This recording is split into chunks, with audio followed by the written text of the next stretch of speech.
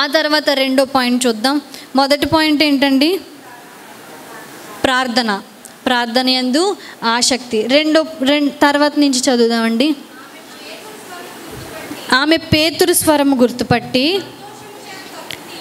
సంతోషము చేత తలుపు తీయక లోపలకు పరిగెత్తుకొని పోయి పేతురు తలుపు దగ్గర నిల్చున్నాడని తెలిపెను. చాలండి. ఇక్కడ ఏం చేసింది? ఆవిడే ప్రార్థన చేస్తూ ఉంటే పేతురు వచ్చి తలుపు కొడుతున్నాడు. ఆ వీధి చివరికి వచ్చేసిన తర్వాత ఈ గృహంలో ప్రార్థన చేసుకుంటున్నారు కదా, ఈ గృహం దగ్గరికి వచ్చి తలుపు కొట్టినప్పుడు వీళ్ళందరూ ప్రార్థన చేసుకుంటుంటే ఈ రోది లేచి వెళ్ళి ఎవరు కొడుతున్నారా అని చూస్తే ఎవరు కొడుతున్నారు? పేతురు స్వరం ఈవిడ ఏం చేసిందంట? గుర్తుపట్టిందంట. పేతురు స్వరం గుర్తుపట్టింది అంటే పేతురుతో ఏం కలిగి ఉంది? పరిచయం కలిగి ఉంది. పరిచయం అన్ని పాలే చెప్తానండి. ఫస్ట్ది ఏంటి? ప్రార్థన. రెండోది ఏంటి? పరిచయం కలిగి ఉంది. పరిచయం కలిగి ఉండబట్టే పేతురు యొక్క స్వరాన్ని ఏం చేసింది? గుర్తుపట్టింది. ఇప్పుడు మనం కింద ఉన్నాం అనుకోండి, బాగా కింద ఫ్లోర్లో, గ్రౌండ్ ఫ్లోర్లో ఉన్నాం. ఇప్పుడు మావయ్య గారు వాక్యం చెప్తున్నారు, పాస్టర్ గారు వాక్యం చెప్తున్నారు అనుకో, మనం కింద నుంచి ఒకవేళ మనకు వాయిస్ వినిపిస్తే మనం ఏం చేస్తాం? ఎవరు చెప్తున్నారు? పాస్టర్ గారు వాక్యం చెప్తున్నారు. లేకపోతే అమ్మ చెప్పారనుకో, అమ్మగారు చెప్తున్నారు. ఎలా గుర్తుపడతాం? స్వరం. లేకపోతే ఆయన చెప్పారనుకో, ఆయన చెప్తున్నారు అని అంటాం. నేను చెప్పాననుకో, రోజమ్మ చెప్తుంది అనుకుంటా. ఎందుకు? పరిచయం ఉంది కాబట్టి మనకి. అదే నేను ఫస్ట్ టైం ఇక్కడ చెప్పినప్పుడు మీరు కిందకి నుంచి విన్నప్పుడు ఎవరు చెప్తున్నారు? ఎందుకు? మీకు నాకు పరిచయం లేదు, నా వాయిస్ని ముందెప్పుడు మీరు వినలేదు. అదే ఫస్ట్ టైం కాబట్టి మనకంత పరిచయం లేదు కాబట్టి గుర్తుపట్టలేం కదా. కానీ ఇక్కడ ఆమె పేతురు యొక్క స్వరాన్ని, వాయిస్ని రికగ్నైజ్ చేసింది, గుర్తుపట్టింది. అంటే పేతురుతో ఆమెకి పరిచయం ఉంది. ఇప్పుడు పాస్టర్ గారి వాయిస్ని మనం గుర్తుపడుతున్నామంటే వాళ్ళతో మనకి పరిచయం ఉంది. కాబట్టి వాళ్ళ స్వరాన్ని మనం గుర్తుపడతా ఉన్నాం. ఇక్కడ క్రైస్తవునిగా మనం కలిగి ఉండవలసిన రెండో లక్షణం ఏంటంటే పరిచయం. ఎవరు పడితే వాళ్ళతో కాదు, ఆత్మీయులతో, దైవజనులతో, దేవునితో మాత్రమే మనం పరిచయం కలిగి ఉండాలి. చాలామందికి చాలా రకాల పరిచయాలు ఉంటాయి. కొంతమందికి వంటగదితో పరిచయం ఎక్కువ. ఎప్పుడు చూడాలో మీరే చెప్తున్నారు, ఎప్పుడు చూడండి వాళ్ళు వంటగదిలోనే ఉంటారు. కొంతమందికి టీవీతో బాగా పరిచయం ఎక్కువ. వాళ్ళ ఇంటికి ఎప్పుడు వెళ్ళండి, వాళ్ళు ఎక్కడుంటారు? టీవీ అంటే వాళ్ళంటే కొంతమందిని ఎప్పుడు చూడు ఫోనుతో బీభత్సమైన అనుబంధం, ప్రేమానుబంధం ఫోన్తో చాలామందికి. ఇంకా ఫోనే. కొంతమందికి ఎప్పుడు ఫోన్ చేసినా మీ లైన్లన్నీ బిజీయే. కొంతమందికి ఆ పరిచయాలు ఎక్కువ ఉంటాయి. మీ లైన్లన్నీ బిజీ. 1 గంట తర్వాత చేయండి.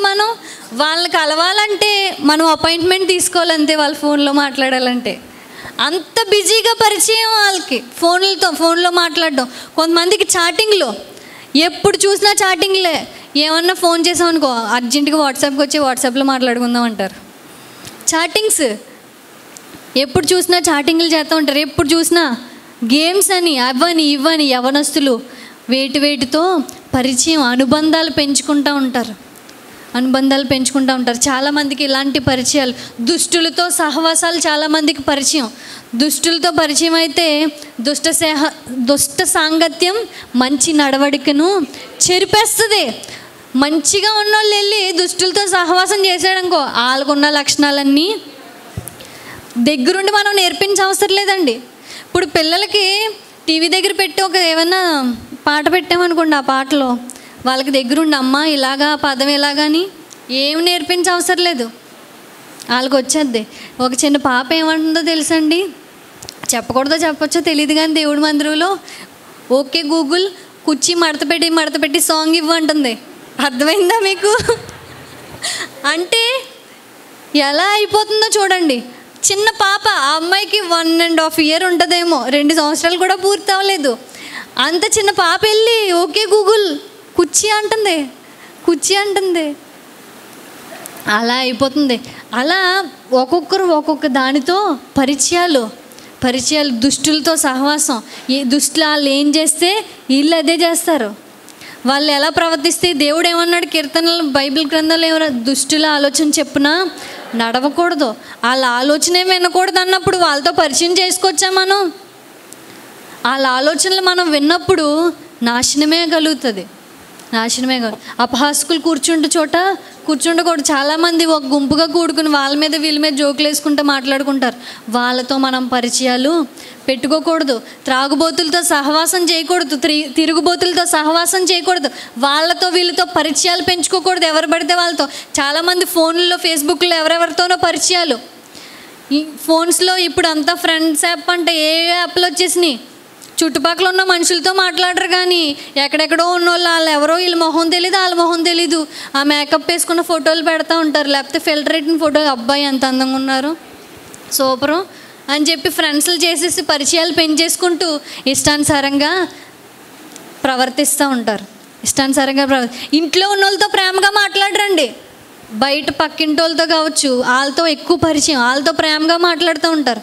ఇంట్లో ఉన్న వాళ్ళతో ప్రేమ కలిగి ఉండరు, ఇంట్లో ఉన్న వాళ్ళతో పరిచయం ఎక్కువ ఉండదు, ఇంట్లో ఉన్న వాళ్ళతో మాటలు ఎక్కువ మాట్లాడుకోరు, ఫోన్లో మాట్లాడతారు, పక్కింటి వాళ్ళతో మాట్లాడతారు, లేకపోతే ఎక్కడైనా వెళ్ళినప్పుడు వాళ్ళతో మాట్లాడుతూ ఉంటారు.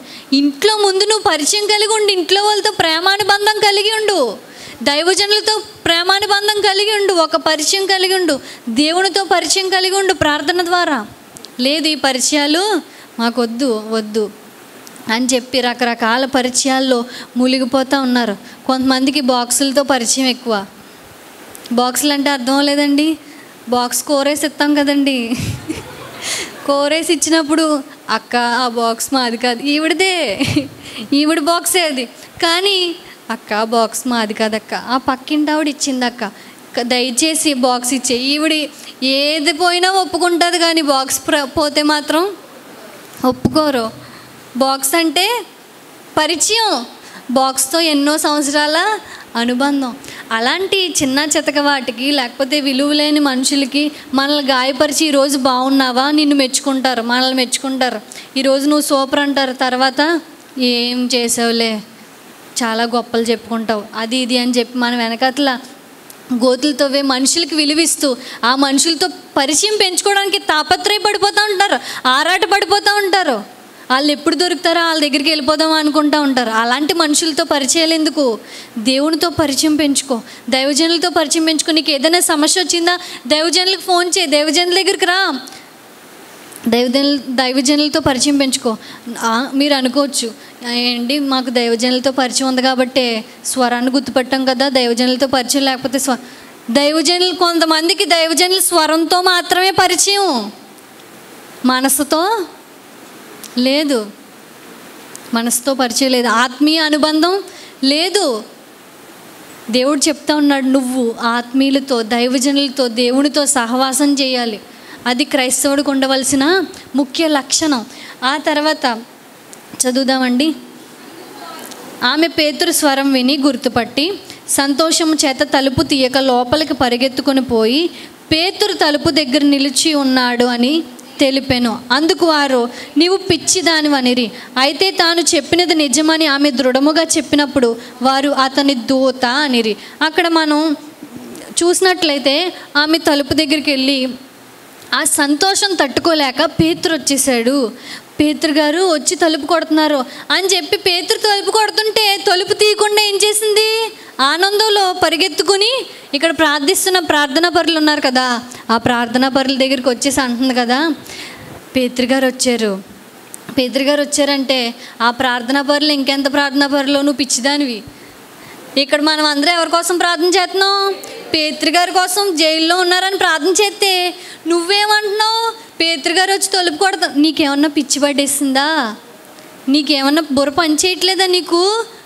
ఎవరు అప్పుడు దాకా ప్రార్థించిన వాళ్ళే మహా ప్రార్థనా పరులు. ఏ ప్రార్థనా పరులు? వాళ్ళు చేసిన ప్రార్థన దేవుడు కార్యం చేస్తాడని నమ్మని ప్రార్థనా పరులు. వాళ్ళ చేసిన ప్రార్థన కార్యరూపం దాల్చి తలుపు కొడుతుందని నమ్మలేని ప్రార్థనా పరులు. ఎంత ప్రార్థన చేసినా ఉపయోగం ఏంటి అలాంటి ప్రార్థన? ఎన్ని సంవత్సరాల నుంచి ప్రార్థన చేస్తారో చాలామంది. కొంతమంది గంటల గంటలు ప్రార్థన చేస్తారు. బైబిల్లో వాక్యాలన్నీ చదివేస్తారు. బైబిల్లో స్టోరీస్ ఉంటాయి కదా, దేవుడు చేసిన అద్భుతాలు, ఏలియా, ఎలీషా, ఆదాము నుంచి ప్రకటన గ్రంథం రాసిన యోహాను దాకా అన్ని స్టోరీలు తెలుసు వాళ్ళకి, అన్ని సంఘటనలు తెలుసు, అన్ని అద్భుతాలు ప్రార్థనలో చేసి గంట సేపు చేశాను నేను, 2 గంటలు చేశాను అంటారు. కానీ ప్రార్థనలో ఉపయోగం ఏది? నువ్వు చేసిన ప్రార్థన నువ్వు నమ్మకపోతే ఎలా ఆ ప్రార్థన యొక్క కార్యరూపం నువ్వు చూడలేవు. ఇక్కడేమే రోదే ఏం చేసింది తెలుసా? పట్టుదలతో కూడిన విశ్వాసం కలిగి ఉంది తన ప్రార్థన పట్ల. మూడోది ఏంటి? పట్టుదలతో కూడిన విశ్వాసం. పట్టుదలతో కూడిన. నేను ప్రార్థించాను, జరిగింది. తలుపు తీయకుండానే ఆమె చెప్పింది. చూచి నమ్మిన వారి కంటే చూడక నమ్మిన వారు ధన్యులు. తలుపు తీయకుండానే పరిగెత్తుకుని పోయి నేను ప్రార్థన చేశాను, పేతురు వచ్చి తలుపు కొడుతున్నాడు అని దృఢ విశ్వాసంతో, వాళ్ళు పిచ్చిదానా అన్నా సరే, లేదు పేతురే వచ్చాడు. తను చెప్పిన మాట, తను నమ్మిన మాట చెప్పింది. దృఢమైన విశ్వాసం. బైబిల్లో వాక్యం ఉంది కదండి, మనం ఏమైతే ప్రార్థన చేసి వేటినైతే అడుగుతామో అవన్నీ పొందుకున్నామని నమ్మాలి. మనం ప్రార్థన చేయొచ్చు, తెల్లవారుజాము ప్రార్థన చేయొచ్చు, ఏకాంత ప్రార్థన చేయొచ్చు, విజ్ఞాపన ప్రార్థన, మన సమస్య కోసం ప్రార్థన చేయొచ్చు. ప్రార్థన చేసుకుని ఇక్కడికి వెళ్ళొచ్చు, ఆల్రెడీ ప్రేయర్లో చేసుకుని వెళ్ళొచ్చు. తండ్రి నా భర్తను మార్చవా, లేకపోతే నా కొడుకుని మార్చవా, నా పరిస్థితిని మార్చవా, నా అప్పులు తీర్చవా అని ప్రార్థన చేసుకుని వెళ్తాం. వెళ్ళి ఇంటికి వెళ్ళిన వెంటనే ఏమంటుంది తెలుసా ఆవిడ? నా కొడుకు ఈ జన్మలో మారడం. ఆవిడ చేసిన ప్రార్థన ఏంటి ఇక్కడ? తండ్రి నా కొడుకుని మార్చవా. ఇంటికి వెళ్ళి ఏమన్నది? జన్మలో మారదు. ఈ సమస్య, ఈ అప్పు ఇంక తీరదు, ఇంతే. నా భర్త ఇంక మారడు, ఇలాగే ఉంటుంది ఇంక నా పరిస్థితి. ఆవిడ ప్రార్థన చేస్తున్న ప్రార్థన అంతా ఏమైపోయింది? వృధా అయిపోయింది. అలా ఎన్ని గంటల ప్రార్థన వేస్ట్ అయిపోయిందో, ఎన్ని సంవత్సరాల నుంచి చేస్తున్న ప్రార్థన వృధా అయిపోయిందో ఒకసారి ఆలోచించుకుందాం. క్రైస్తవునిగా మనం చేయవలసింది ఏంటంటే, మనకు ఉండవలసింది ఏంటంటే, మనకి విశ్వాసం ఉండాలి. అది ఎలా అంటే పట్టుదల కలిగిన విశ్వాసం.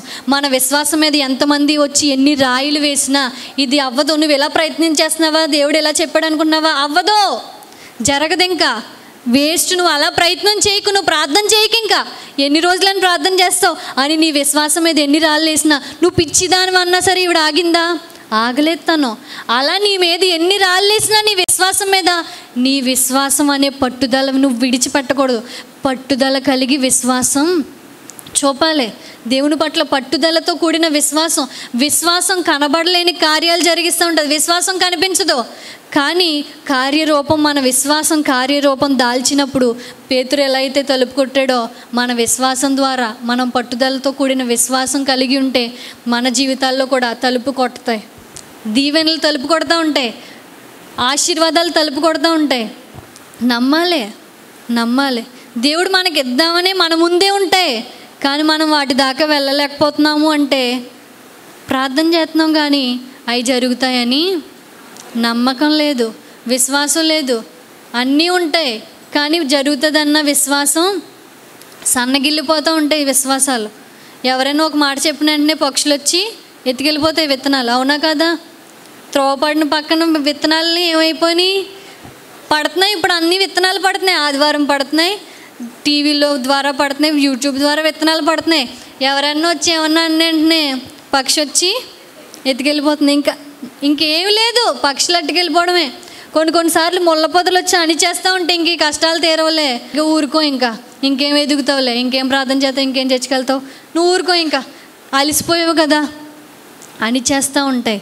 కానీ మన విత్తనం ఎలా ఉండాలో తెలుసా? మన విశ్వాసం 100 60 ఫలించే విశ్వాసంలా ఉండాలి. ప్రార్థనలో నాటింది పెళ్ళగించడం అసాధ్యం. ప్రార్థనలో నాటింది పెళ్ళగించడం అసాధ్యం. ఎప్పుడవుతుంది? విశ్వాసించినప్పుడే. మనం ప్రార్థన చేసిన ప్రార్థన విశ్వసించినప్పుడే అది 100 60 ఫలించి మనం ఎన్నో ఫలాలని అనుభవిస్తాం. కాబట్టి త్రోవ పక్కన పడిన విత్తనాల వలె మన విశ్వాసం ఉండకూడదు. ముళ్ళ పదులు వచ్చి అనిసేసే విశ్వాసాలు, రాళ్ళ మీద రాతి నేల మీద పడిన విశ్వాసంలా మన విశ్వాసం ఉండకూడదు. స్వచ్ఛమైన విశ్వాసం, పట్టుదలతో కూడిన విశ్వాసాన్ని కలిగి ఉండాలి మనం. పట్టుదలతో కూడిన విశ్వాసాన్ని కలిగి ఉండాలని దేవుడు మనతో మాట్లాడుతున్నాడు. ఆ తర్వాత చదువుదామా?